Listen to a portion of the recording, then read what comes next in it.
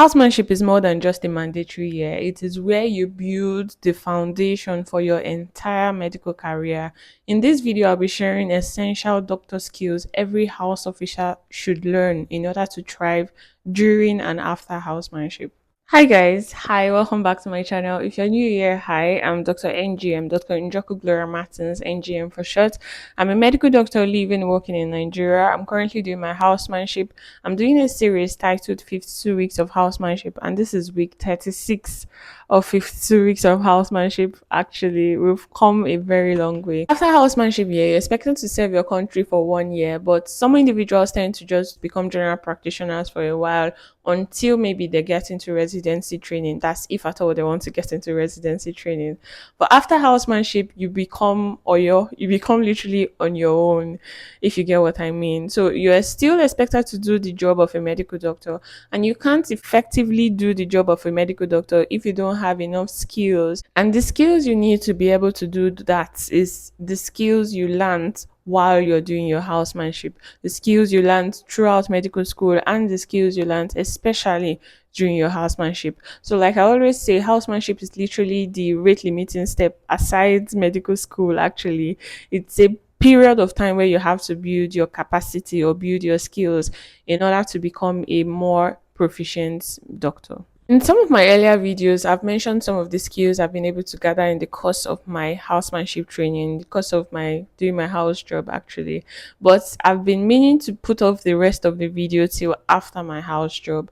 But I feel like there are some of us that have maybe already started house job, and they'll need this video in order to help them navigate their way through housemanship.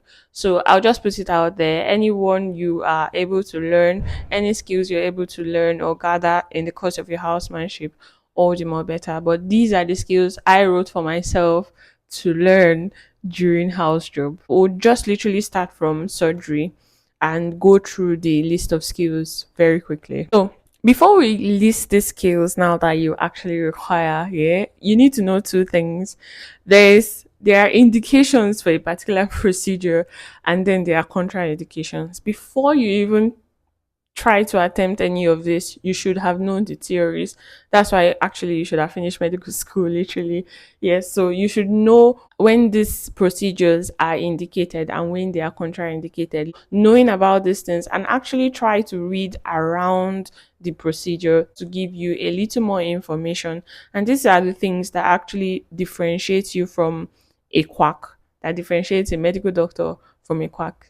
So the first on my list is clerking and examination. This is literally the foundation of your being a medical doctor. So yes, you should be able to improve on your skills. From medical school, you've been clerking patients, so it's to improve on your skills on how to clerk a patient and how to examine a patient and making a diagnosis. That is literally why you are a medical doctor.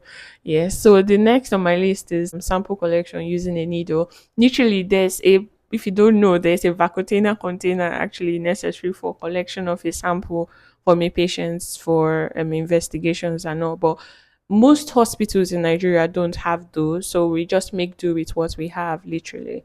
Then there's IV cannulation. This is another very common thing that every doctor should know. There is urethral catheterization and removal. Now, there are two things: know how to insert a urethral catheter and how to remove a urethral catheter. If you know the procedures in your head, does not mean you know how to do them. So give yourself time to learn or to master the acts of actually doing it. Knowing it in your mind does not relate or translate to doing it, if you get what I mean. Then there's NG tube insertion. These are things you would definitely do on a regular in the hospital. There's bladder washouts and bladder syringing. You should know how to do these things. You may not necessarily have to be in a particular department or unit in order to learn it, but you can always visit the unit to learn these procedures.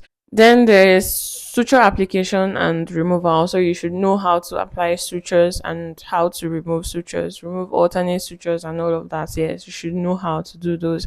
Then there's X-ray interpretation. Now in my center, I was in orthopedics rotation. We had a particular day set aside to always interpret X-rays. It's something we did in school. We had one of the best orthopedic doctors and all of that. So yeah, we were literally groomed about x-ray interpretation. But then when I came here, we were just put on a stretch literally. So every morning on Wednesdays, I think Wednesdays, yeah, Wednesdays, we gathered around 7 a.m. Consultants, regis, SROs, we gathered in a room, and house officers presented the x-rays. It is not enough to just present the x-rays. You present the presenting complaint, the very brief history of the patient before you now interpret the x-ray. You interpret the pre-operative and post-operative x-ray. So you should be able to do that actually as a medical doctor. There is thoracosynthesis and arthrosynthesis. So you should be able to know how to do these procedures. Application of VAC. Yes, vacuum assisted wound closure. You should be able to know how to apply a VAC. In plastic surgery, I didn't do plastic surgery actually, but yeah, my colleagues were the ones applying VAC in some instances where the regis were not available. There is also wound dressing. As simple as this may seem, yes, you should be know how to apply, how to dress a wound and how to apply a bandage. Then there is closed tube thoracostomy. I had the opportunity of doing thoracostomy for patients. Yes, I did my CTU posting, and I had the opportunity of doing thoracostomy for patients, and it was a very beautiful experience. If you watch my video, I'm sure you know this already. I literally had the time of my life in CTU, literally. CTU, I think surgery generally. It was a very beautiful posting for me. So, yes, closed tube thoracostomy drainage. I was able to put a chest tube and remove chest tube. So, I would still repeat, it is not enough for you to know how to or how to do this. You should know when it is necessary and when it is not. We go over to pediatrics. Now, in pediatrics rotation, you should know how to do an umbilical catheterization. Very, very necessary. And you should know how to do an IV cannulation for pediatrics patients. There's lumbar puncture. Yes, you should know how to do a lumbar puncture, actually. There's femoral tap. Now, in my center, doctors, house officers are the ones that do femoral cannulation in nephrology. But yeah, you should know how to do a femoral tap. Now, in ONG, there are a couple things I wanted to learn how to do. There is no way you can run away from ONG. Like women are giving birth every day, every second of every day, and you don't know where you're going to be posted for your NYSC. You might just be posted to one center like that, and you're having deliveries back to back. You can't say you don't know how to manage labor. Do you get? So yes, management of labor should be top of your list. Literally, you have to know how to take deliveries, take delivery of the baby, of the fetus, yeah, of the baby, and yeah, take delivery of the placenta as well. So yes, very, very necessary. Then you should know how to do a vaginal examination. Paramount. You should know how to tell the station of the child, of the fetus station, literally all those things. Then you should know how to take samples.